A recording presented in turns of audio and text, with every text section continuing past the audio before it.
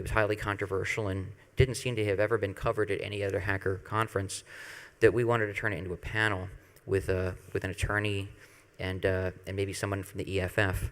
So that's what we did. But what we didn't expect was it to be so difficult to find people who'd be willing to participate in this panel because of the controversial nature of the topic. I talked to, I think, about 8 different attorneys.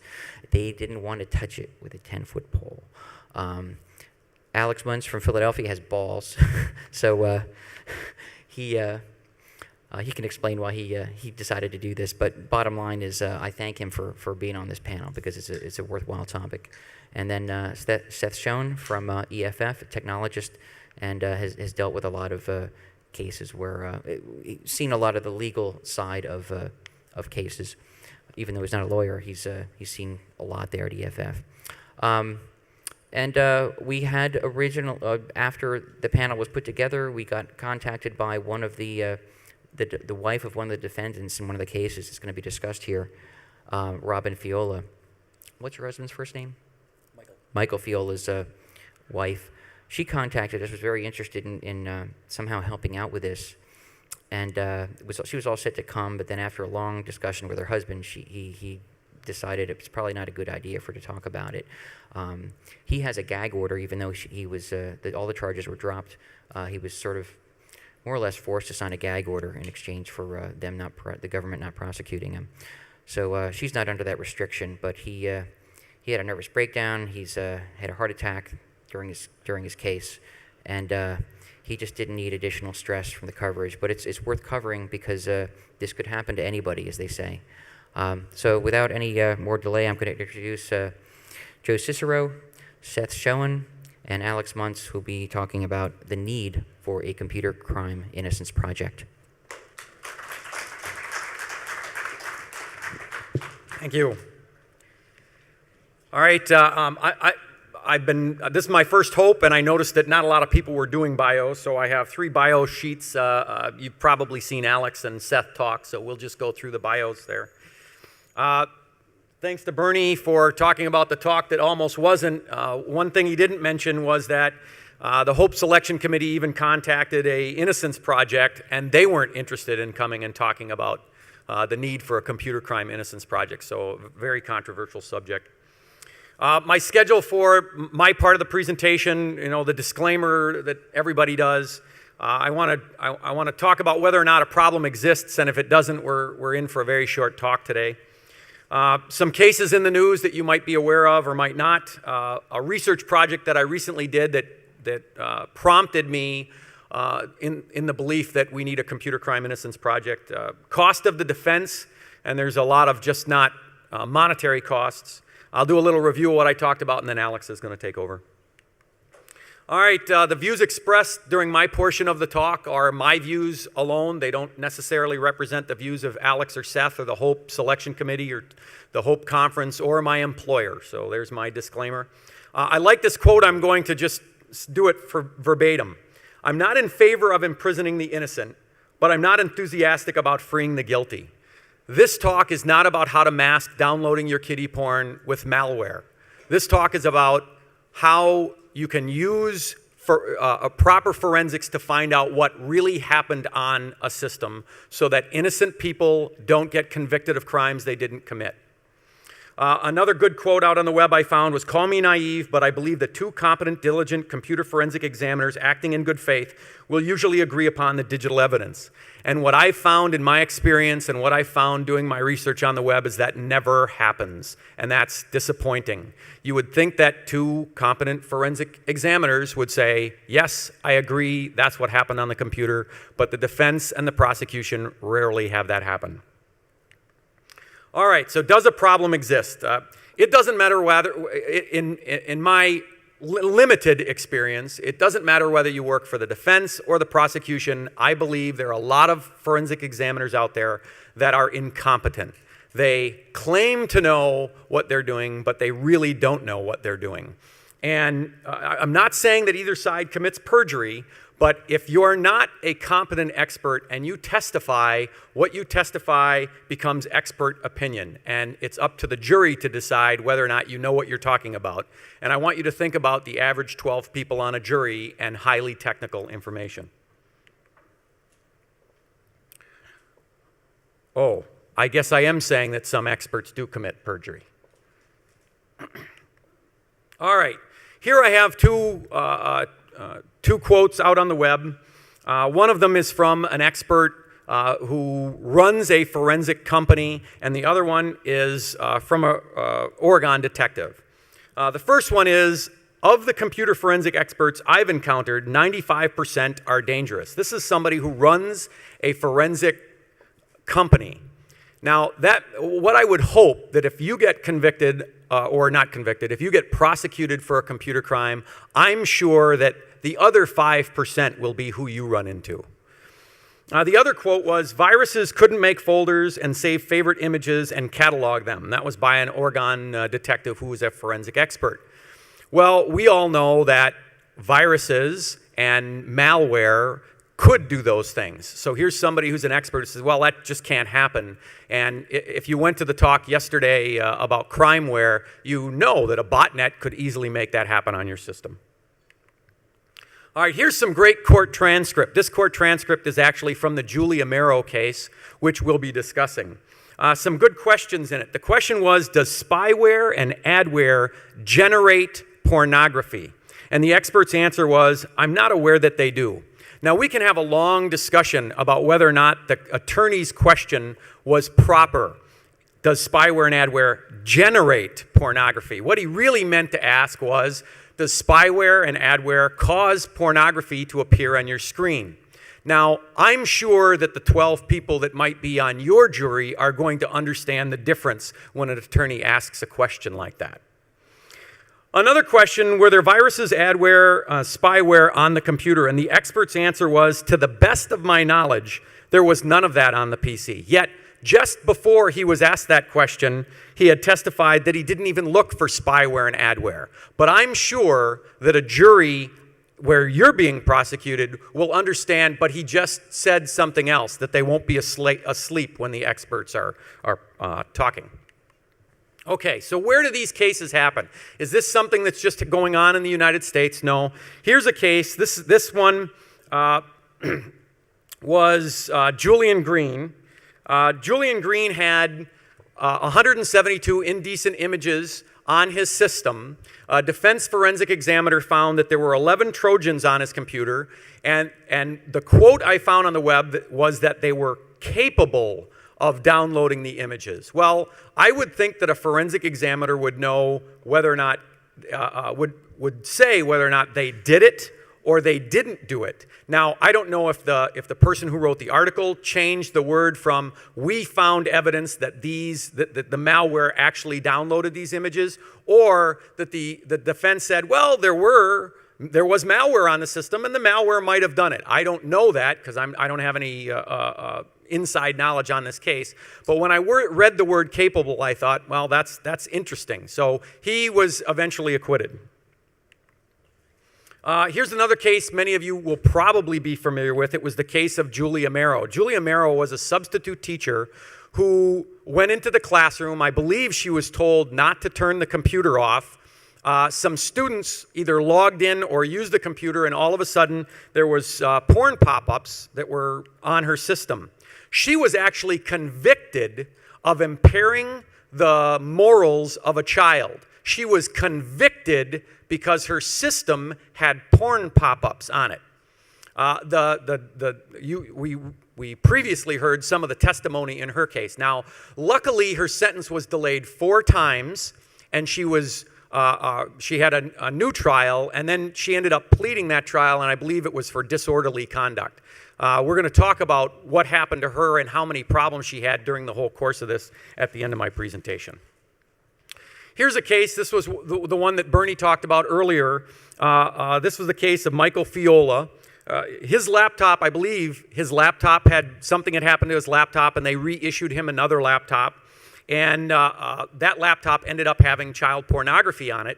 Defense forensic examiner, after he was being prosecuted for this, went in and found that there was all kinds of weird stuff going on this laptop. Very interesting, I found out on the web that 2 exams by the State Attorney General Office concurred with the defense forensic expert. So here's a time where, oh great, the prosecution and the defense agree on the evidence. The problem is how long that took to happen and what happens to somebody's life when it takes so long. The court ended up concluding that he was the court ended up expunging his case. Another case, this case is Matthew Bandy, and this was really tried in the media.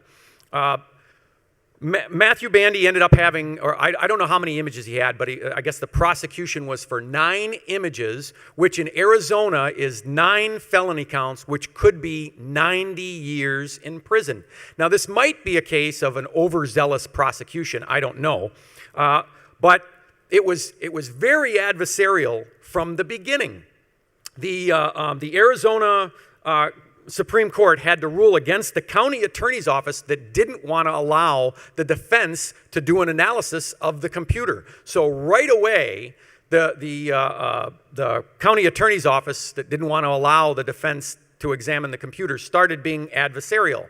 The family went out and got Bernstein Crisis Management to build a website to start discrediting the county attorney's office. It was just a back and forth. In fact, you might have seen a 2020 report on this exact case. Now, I did a lot of research on this case, found a lot of information out on the web, and since then, the prosecutor has re-examined the system at least 2 more times, and there's a lot of information out on the web that really points to Matthew was guilty. But again, I didn't have any inside knowledge on this. It's only what I've read out on the web. All right, so a little bit of my background. Every year I do a yearly research project. I like to stay busy, and some of my research projects have included penetration testing educational software, analyzing malware, and using forensic products to test security. When I did my analyzing malware project, I learned a bunch of things. Some of them I used in the last project I did. That, first of all, just because there is malware doesn't mean that it downloaded certain things. We should all be aware of that. There's all different types of malware, and just because there's malware on our system does not necessarily mean that it downloaded illegal content. More importantly, just because you didn't find malware doesn't mean there isn't any on your system. And again, I'll point to the presentation yesterday about crimeware. There's very easy ways to make your malware be able to be installed on a computer and not find it. So if a prosecutorial forensic expert says, I searched for malware on your system and I didn't find any, so there's not going to be any, in Europe they call it the THD defense or the Trojan horse defense, and in the United States they call it the Saudi defense, or some other dude did it. All right, I didn't find malware, so there's not going to be that. Well, that's not the case. It's quite possible, using normal ways to find malware, antivirus, that you might not find the malware on the system. I'm going to show you in my malware presentation, what I was trying to find out was, I had heard that if you download a screensaver out on the internet, this was about 2 years ago, that 9 out of 10 of them have a virus or are malware. So I thought, that's interesting, I'm going to prove that. So I went out and I downloaded this Dolphin screensaver, and I shot it out to VirusTotal, and at this time VirusTotal would search it with 39 different virus protection packages, and 1 of the 39 found something wrong. And what did it find wrong? It said the file is damaged. So how many of you, when you saw this, would just go ahead and install it, right? 39 different antiviruses say this application is fine, I'll go ahead and install it. After analyzing it, I found that it was doing something on my system. I went ahead and did a Wireshark capture, and it was encrypting data off my system and sending it off to somebody outside. Now, it was a nice test system, so I wasn't concerned about what it was sending off. And in this particular project, I actually figured out what it was sending off. And if you're interested in hearing about what it was a botnet was doing, you can talk to me after this talk. All right. So has that defense ever been used? Has somebody said, yeah, but you're not going to find malware on my system? And yes, I agree my system was used to hack. Certainly, in the case of Aaron Caffrey, his system, both the prosecution and the defense agree, his system was used to attack, I think it was the port of Houston. Well, the case hinged on whether or not the jury would believe that someone else had taken over his system. And indeed, they ended up believing that, and he was acquitted. All right, so the latest project I've worked on, I was asked to come in and do a forensic analysis. I took the prosecutorial report, I read the entire report, and I found this quote. And I read this quote, and it just didn't seem right to me. The quote is, "It is unknown if any of these virus files were allowed to run on the system prior to being caught by the Norton antivirus software, or if any of them were in any way responsible for any of the child pornography files located on the suspect's computer." If I'm the computer forensic examiner, if I'm the expert, I should know these answers. I shouldn't be writing this in a report. I should be able to say that these viruses infected the system after this pornography was placed on the system or before the system was placed on the system. So I went to the defense attorney I was working for and I said, I've never really done this. If it turns out that the malware downloaded this, I'm not your guy, but I can tell you that I'm going to instantaneously start working on how I would do this if I needed to prove that malware was the problem. So my latest project is researching if it is possible to tell whether malware or the computer user downloaded files in question on the system. So I started by going out on the internet. And there's all kinds of information on the internet on how you might go about proving whether or not malware downloaded illegal files on the system or the computer user downloaded files on the system. But I could find nowhere that someone would tell me I actually infected a system and I conducted a computer forensic exam and these are the steps I took and this is how I proved that the malware did it. Those of you that are big into reading, there was a book a while back called Hacker's Challenge, and that's what Hacker's Challenge did. It gave you all the log files, and it would bring you to this is what happened, and this is how you could have proved what happened. So that's what I was looking for. I couldn't find that. So I decided, you know what I'm going to do? I'm going to send out emails to a bunch of industry professionals, and if I said their names, that you'd know them. And basically, I asked 3 questions. First was, are you aware of any documentation that discusses what downloader malware looks like from a forensic examiner's point of view? And if you do, could you tell me where it is? And the other question was, if you don't, do you think this would be a worthy project? Now, I was disappointed, just like we had so many people who decided, we're not going to touch this with a 10-foot pole. I wonder how many of these forensic examiners said, I don't even want to be involved in this project. And that's why I didn't get a response. But of the replies I got, no one could point me to any documentation. So I thought this would be good documentation to write. And some respondents thought, and that would be a worthy project. Other respondents that said, I'm not aware of any of that documentation, thought I should do some other project. They said, but why don't you do this instead of analyzing whether malware or the computer user project? So I work for a college. And normally when I do these projects, I do them on my own. And then I go to the college and I say, I would like to present at DEF CON. I would like to present at this technology conference. I would like to present at HOPE. Do you want me to present as independent researcher Joe Cicero or Northeast Wisconsin Technical College instructor Joe Cicero? And always in the past, the college has said, no, you can do it as a employee of NWTC. But because I was going to do this project on an NWTC computer, and I would be installing malware on an NWTC computer, which is against policy, I thought it better that I ask permission to do this one. So I sent off an email to my executive leadership team, that's what ELT stands for, requesting permission to do this project. And I asked them 3 simple questions. Can I conduct the research as an NWTC employee, which I always ask after the fact, but this time I was asking before? Can I get an exemption to the acceptable use policy? I'm going to install malware on one of your computers, which is against your acceptable use policy, and I need an exemption for that. And can I publish all the communications? Because if I can't publish the communications between us, then I won't do this project as an NWTC employee.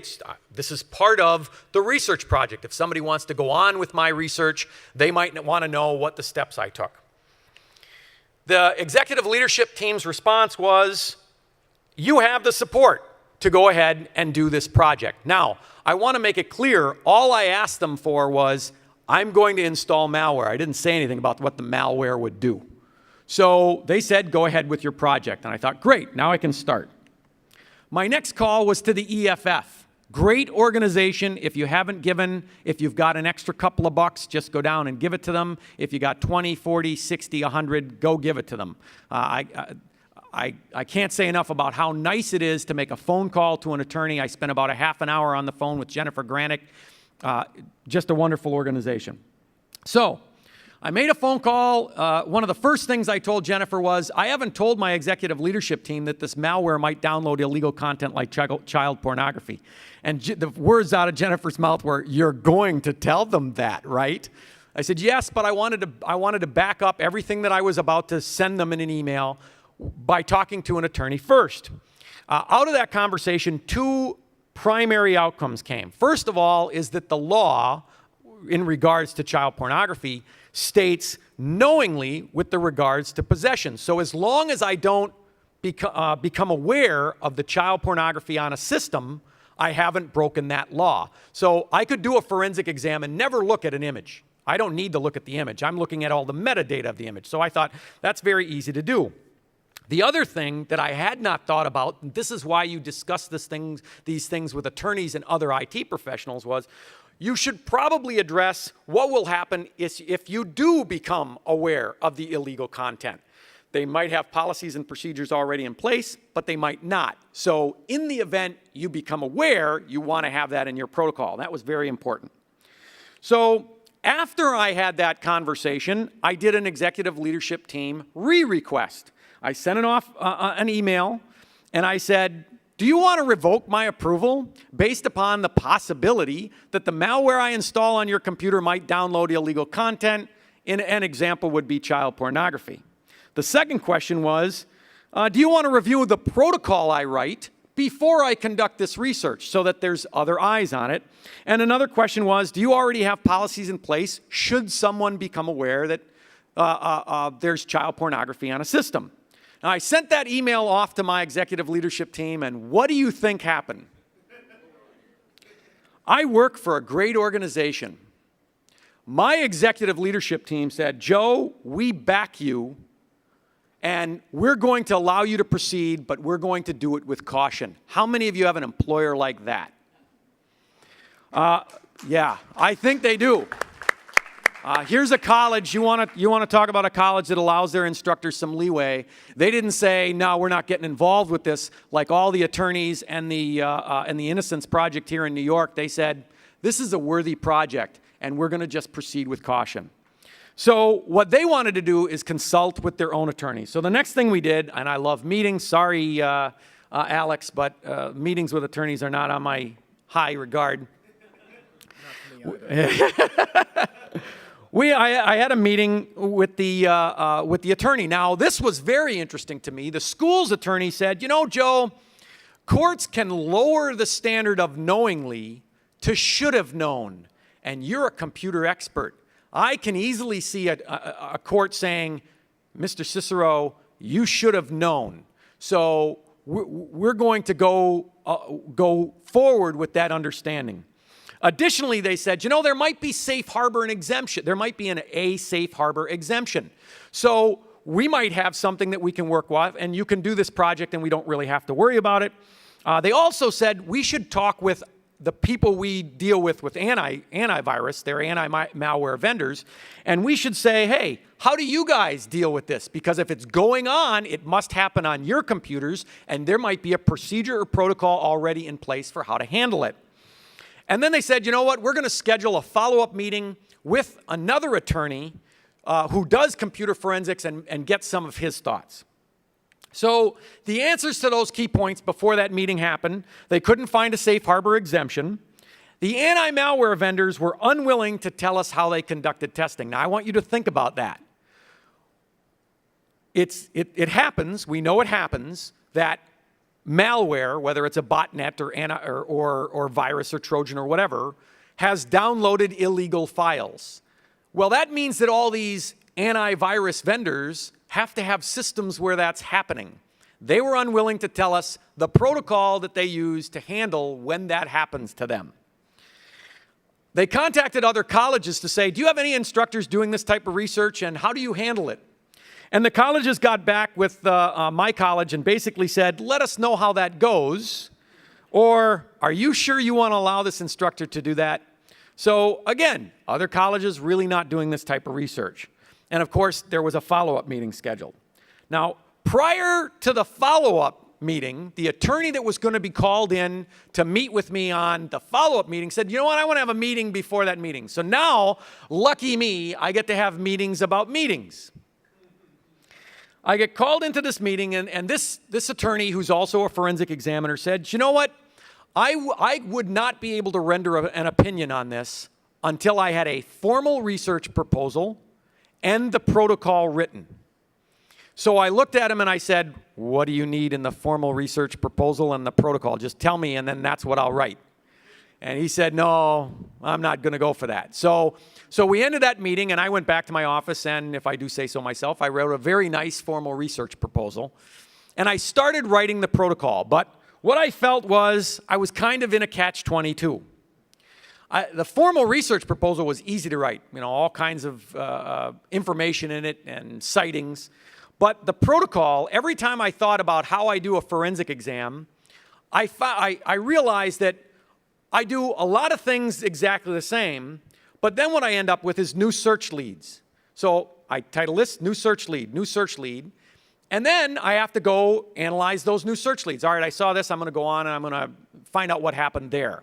And the realization I had is, when I write down these new search leads, I'm then going to have to write a new protocol for them. I'm going to have to submit them to an attorney. I'm going to have to wait for that attorney to make a decision, because I can't vary myself from this protocol at all. This is going to take forever. I won't be able to conduct this research in years, because it has to then go back to the executive leadership team. It then has to be approved and come back to me, and it would just take forever to do this. So I basically scrapped the idea of installing the malware, but I still wanted to conduct my research. So what's a guy to do? Hey, use my own industry standard malware. So I made the decision, rather than writing my own virus, what I'll do is I'll go find out how people are doing things like botnets, learn how to do a botnet, create my own botnet, and then I'll just upload my own inert images of cars, and I can still conduct my research, because I don't care what the image is. I care whether or not you can tell what put it there, the malware or the computer user. So I spent a considerable amount of time, 30 or 40 hours, learning how to create a botnet. I was able to create a botnet. I'm able to upload image files now to my test computer, and my research continues. Now, I don't have anything officially written yet, but what I've done so far, the evidence points me that, what I've found is that the lack of evidence is the evidence itself. If you find these images on your system, but you don't find any other relation to that evidence, then it was probably malware that put it there. Remember, I want to be able to analyze a system and not know whether or not malware exists. All right, so why is this going on? Well, if you go out, why are experts having problems with determining this? Well, I found this quote out on the web. There's a 2-year time limit before your soul dies. This was an article, I believe it was on Forensic Focus, written by a gentleman who deals with child pornography on a regular basis. And he basically says, people who do this on a daily basis, either after 2 years, their heart is black and they can ignore the terrible things that they see on their screen, or they just can't take it anymore. Now, I want you to think about a forensic expert that's prosecuting you, or that's dealing with the prosecution, that has less than 2 years experience. how expert were you when you had less than 2 years experience? So that might be one of the reasons for the previous quote, 95% of the forensic experts that gentleman met were dangerous. Additionally, I found a quote, law enforcement agencies are on a steep learning curve. Now, I want you to think about this. I was involved in a case last year that was Windows 98. So I have to know Windows 98, Windows XP, Windows Vista, Windows 7. If you're a small shop, you have to know everything. And now think about how many small forensic shops, even police and forensics examiner shops there are where there's one or two guys. Are they going to know Linux, Macintosh, all the different versions of Macintosh, all the intricacies of Vista and 7 and XP and 98? So law enforcement agencies are on a steep learning curve. All right, so what's the cost of the defense? There's a cost that goes way beyond monetary cost. Julia Merrow miscarried her baby. She was hospitalized for stress. They can barely afford to keep their home. Her case took 4 years of her life. This is all over porn pop-ups. She lost her teaching license, and she lost at least one job because her employer didn't like her arrest record. Matthew Bandy, it was reported that there was $250,000 in legal costs. He was on probation for 18 months, and it was a 2-year nightmare. Michael Fiola, he was fired from his job, received death threats. This case cost him $250,000 in fees. They had to liquidate their savings, take a second mortgage, sell their car. They lost friends. And what did do you remember what I found out on the web that the prosecutor, that there were 2 exams or something like that agreed with the defense forensic exam. This is what it cost him. There's a cost to the taxpayers too. I don't want you to think that prosecution is free. The prosecutors that are prosecuting people, that costs you money. There's a belief in the legal system. I think we all probably have an understanding that you might get a raw deal if you end up in the legal system. And then there's the cost that guilty people go free. I am not in favor of anybody who deals with child pornography going free. I want them prosecuted. All right, so how many of you have $250,000 for your defense fund? Right? These people, they had that kind of money. I don't have that kind of money. So what can you do? Well, defendants can ask courts to pay, but sometimes the judge bulks at the price. Forensic examiners are not cheap. And a really good attorney is probably not going to be cheap. So this is going to cost you a lot of money if you're innocent. All right. So does a problem exist? Yeah, I think a problem exists. And I think a way to handle this problem is a computer crime innocence project. Innocent people are being prosecuted and convicted, and guilty people are not being punished. They're saying, hey, the malware did it, and an incompetent prosecutorial forensic examiner is saying, I can't defend that, maybe it did. And somebody who's guilty goes free. If you are interested in conducting this type of research, hopefully some of my preparation work, some of my prep work is done, and you don't have to start where I started learning all this. You can start where I ended and say, all right, I need to get all these different types of all this different types of information. And not everyone has the capability of a $250,000 defense. I want to thank Alex and Seth because I wouldn't have been able to talk at this year's Hope without them. I want to thank the Hope Talk Selection Committee. I want to thank my NWTC executive leadership team for allowing me to conduct the research, and I want to thank those of you who attended. And now we'll have Alex come up.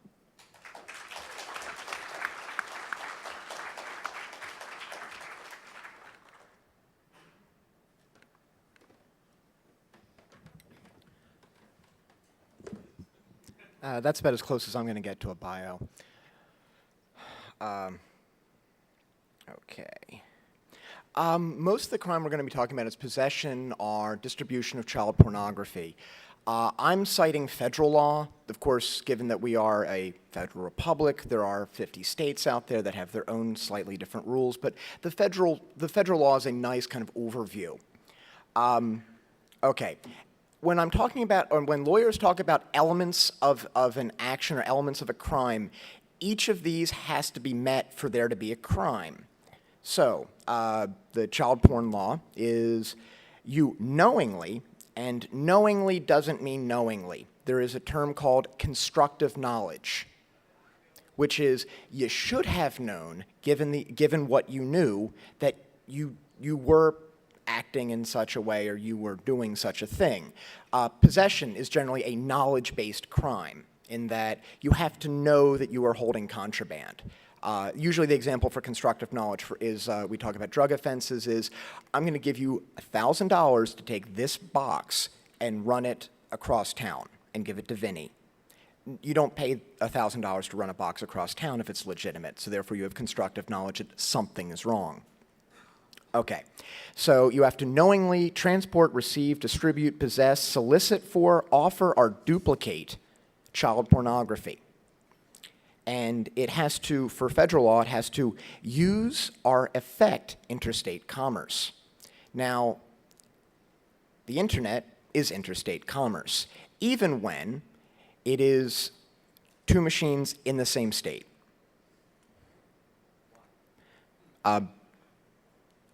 Because. I'll explain later.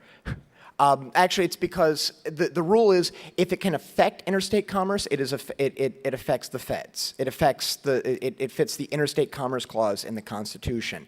And because the federal government is allowed to regulate interstate commerce, 85 to 90% of federal laws are based out of that clause. So interstate drug laws, firearms laws,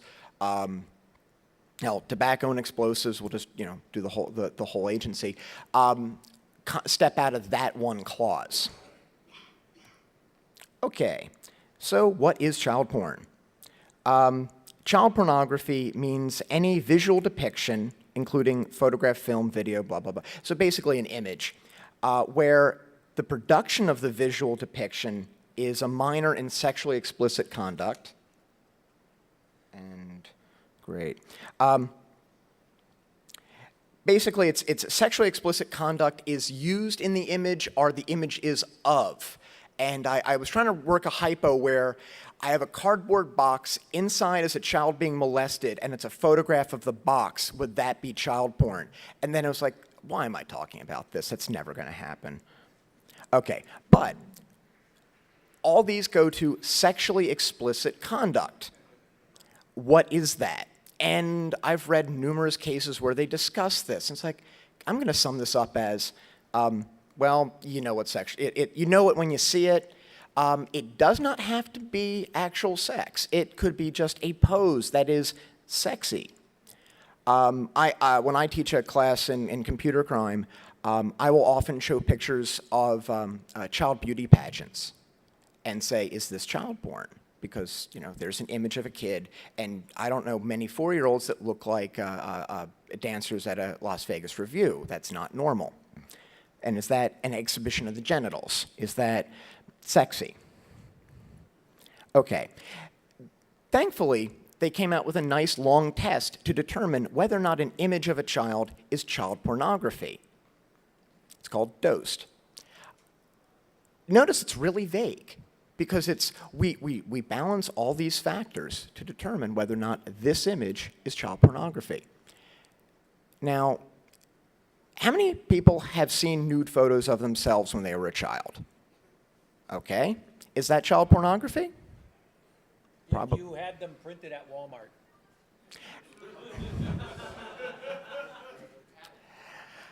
Not necessarily. Under the law. Now, of course, going to get to this step, as we've seen before, just because this is a defense doesn't mean it's not cheap to get to this point where you're debating this. In fact, that's hideously expensive because you have experts dueling over, is the image the focus of this image?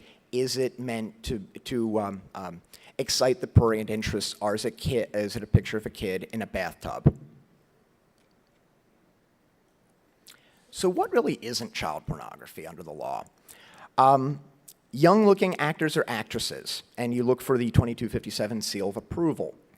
2257 is those of you who look at pornographic websites may notice that there's an 18 U.S.C. 2257 little rule on the bottom. It's a registry of everyone who appeared in this.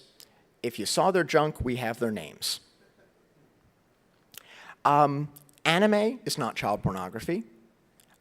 It could be obscene and thus illegal anyway, but it is not inherently child porn.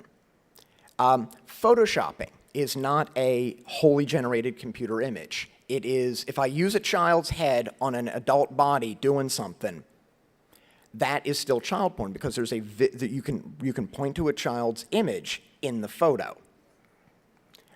Your baby photos are not child porn, or at least I hope they're not, because the focus and the intent of the photo was not to get anyone off. If they were, I'm really, really sorry.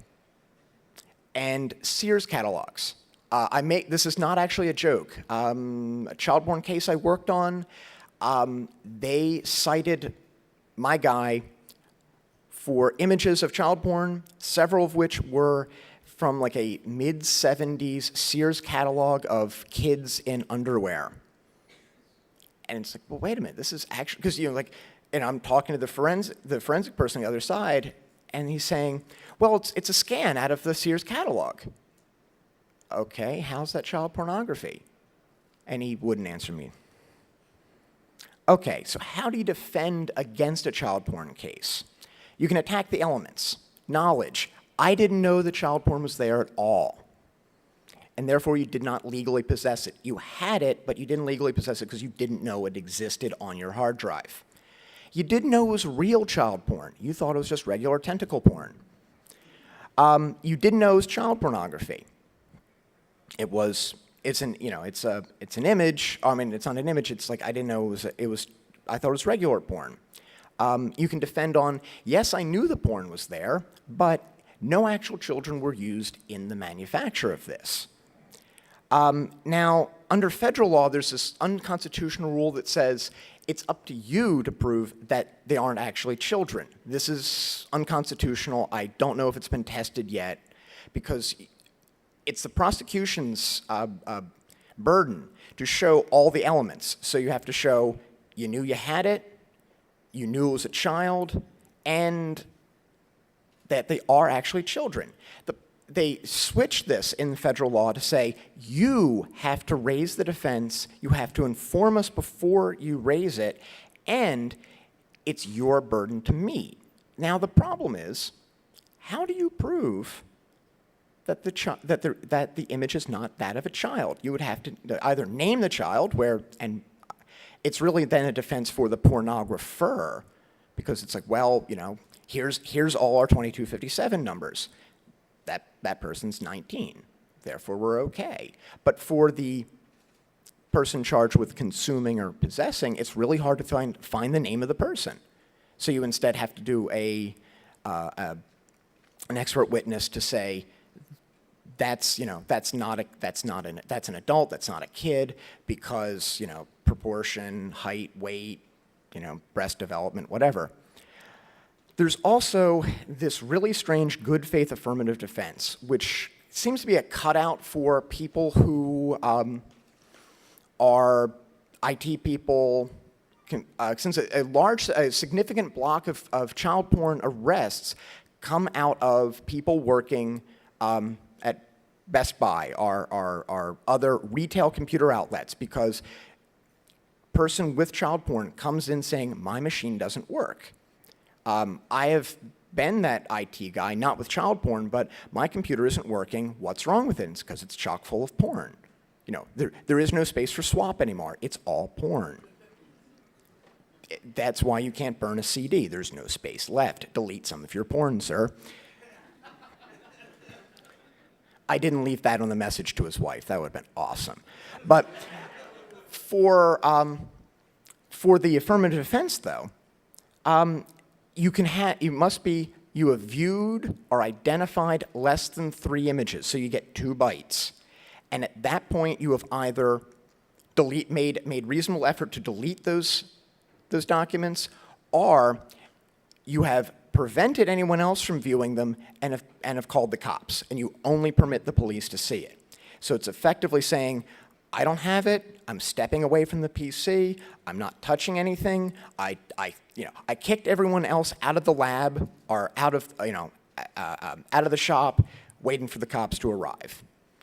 Which is why generally the safer thing is just delete it. I made reasonable efforts to delete it. It's gone.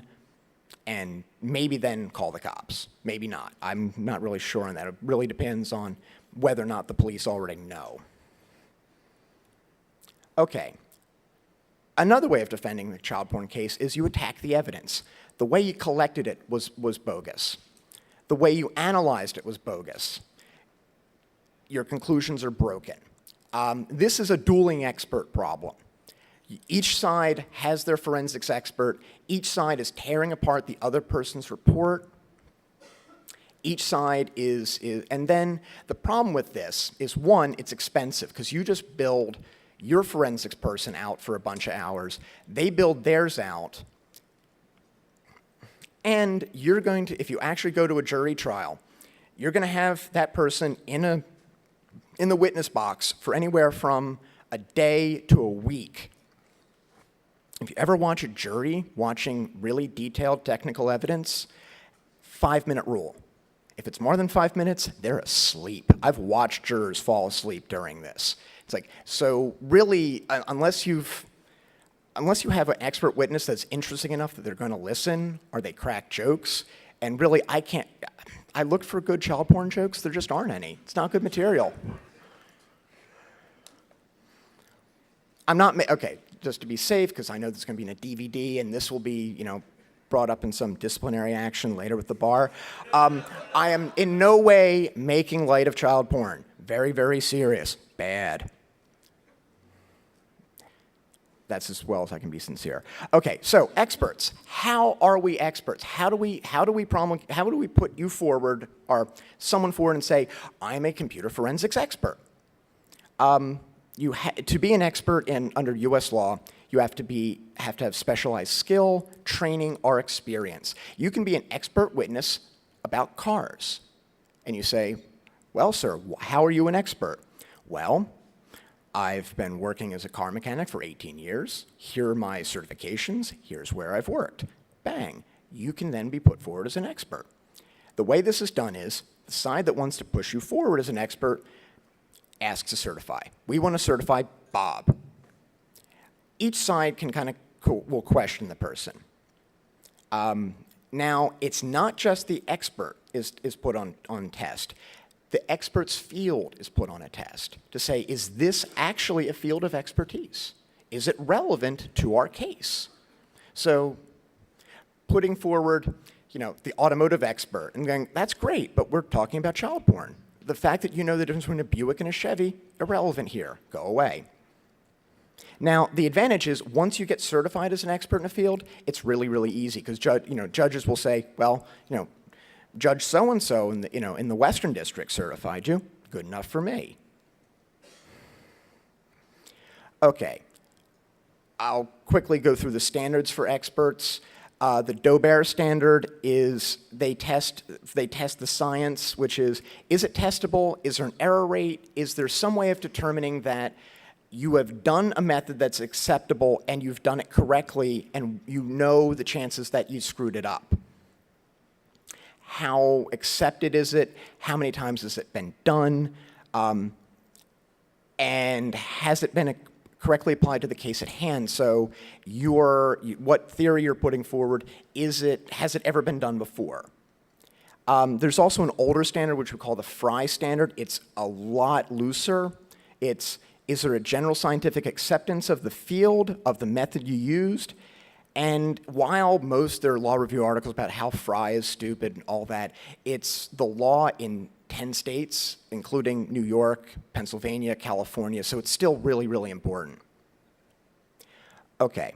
I've seen a couple cases where they use experts in child porn.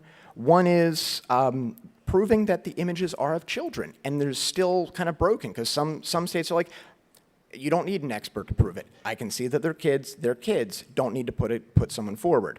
Others are, no, you actually have to go through a bunch of hoops about it, which is, I have a doctor who evidently their specialty is determining whether or not people are kids. Gotta be a weird specialty, but hey. Okay. Prosecution, when they put forward their expert, they're putting forward, I'm explaining what I did, I'm explaining what I saw, and if they're really good, they're going to foreclose potential defenses that the defense would possibly raise. Usually they don't, though. Usually they're just like, this is the truth. Came from God to me to you. Of course they didn't screw it up. I'm not going to discuss what they might argue. The defense's job is to come up with an alternate explanation for the facts, or to critique it and say, you didn't get the facts. And one quick aside before I sit back down, child porn cases are different in about the evidence. Any other case, the defense gets all the evidence the prosecution has, and they can go out and collect more. In child porn, because child porn itself is illegal to have, you can't just give it over to the defense and say, there you go, because it's child porn. That would make the prosecutor distributor of child porn. That would make you a possessor of child porn, Mr. and Mrs. Forensic Expert. Feds came up with a really bizarre rule, which is it stays in the hands of the prosecution. You, forensic expert, go to the FBI field lab, use their equipment, and we promise we won't listen in when you're talking to the lawyer. Or if the lawyer's there, and I don't know, I get a little itchy around cops. I can imagine talking with my forensic expert or being the forensic expert talking to the lawyer, and it's like, Officer Friendly, would you mind not listening in to our defense strategy? That would be really nice. However, I've seen where this has also helped the defense in a really odd way. I worked on the New Jersey versus Lawrence series case. This was a guy got caught up in a perverted justice kind of sting. He had child porn, or he allegedly had child porn on his hard drive. When we raised the defense to say, we want to see the forensic analysis, we want to see how it was done, and we want to see the images to determine whether or not they're child porn, the prosecution said, yeah, we're just going to leave it as attempted child molestation. Screw the child porn. And they kind of had our guy dead to rights anyway.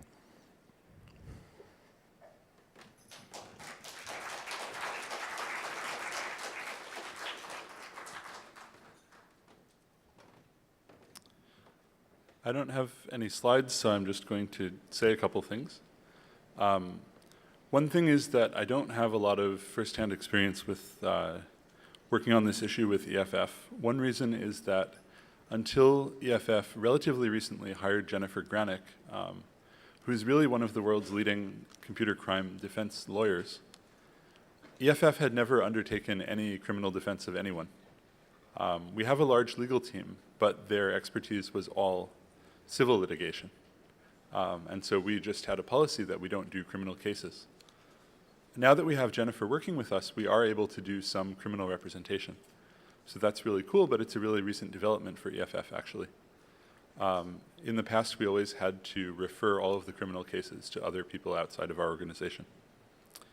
But the other thing is that still, because we're a nonprofit and we have so much work, so little lawyer time, we try to do generally a strategy called impact litigation, where we try to do things that will set an important precedent. It's also the strategy that ACLU generally uses. And that means to try to economize our lawyers' resources. We generally try not to get involved in cases where we think there's going to be a big factual dispute, where the sides will have to fight back and forth about what happened. We generally try to get involved in cases where it's pretty clear what happened, and there's a dispute about the law. What's the legal standard that applies to this? And then we can try to set a precedent about that.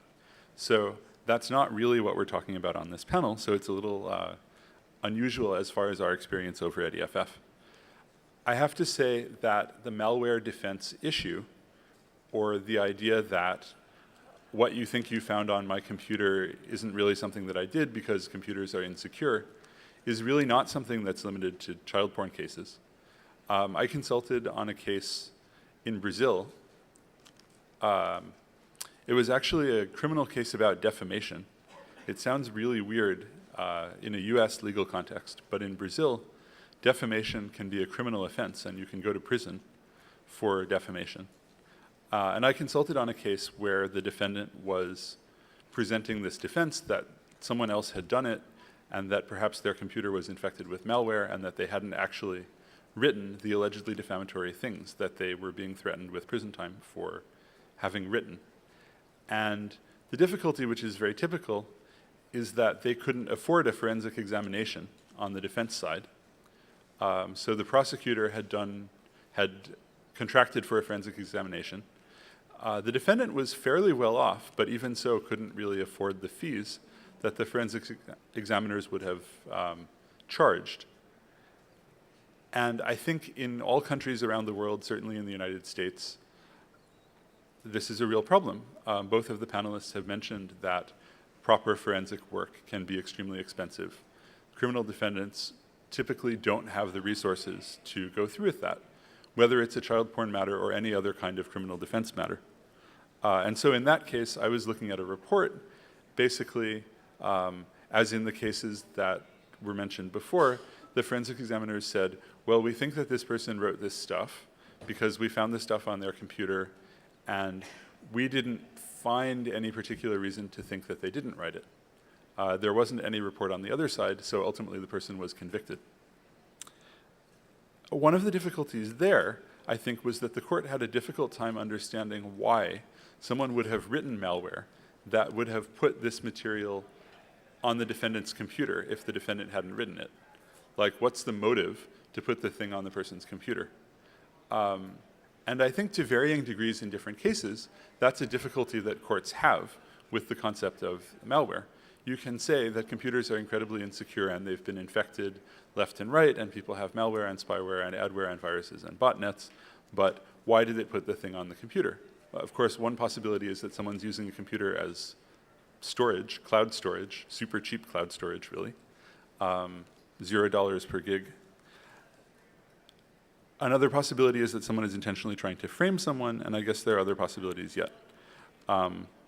But basically, I think the economics are a real challenge for getting forensic work done. We were talking just before the panel about the issue that a cursory examination might find files on a computer without really establishing how the files got there. One point that we're talking about is that a website could inline images that would never even be displayed to a user, scale them to 1 pixel by 1 pixel, maybe do this from JavaScript, maybe do this in an iframe, and then the images end up in someone's cache. And a forensic examiner could be trained to always look through someone's browser cache, and they might find the images and say, look, I found these images in the browser cache. And nonetheless, it could be true that the user never intentionally downloaded them and they were never actually displayed, rendered in the browser user interface in a way that the user could see them. And so a challenge is that, as the other panelists have mentioned, we don't necessarily have standards in forensics examination that would make it clear what a forensics examiner needs to do to establish intent, to establish how these images came to be there, whether they were displayed to the user, whether the user attempted to download them, and so on. And I think that challenge is a challenge for forensics in general. Computers are very complex beasts. It's not just something about one kind of criminal case, but something about the forensics profession as a whole. We get a lot of calls over at EFF, people in a lot of trouble. They need help, they don't have money. So I think this panel has just identified another way in which the process of getting people a fair trial can be quite difficult. Thanks. Do we have any time? Do we have any time left over for questions? We got a couple of minutes for questions, if anybody has any questions. You're all afraid as the attorneys we asked. All right, well, thank you. Have a great hope. I want to say that the panelists are going to be available outside the room here, over by where the DVDs are made for a few minutes if you want to talk to them privately. So thanks for coming.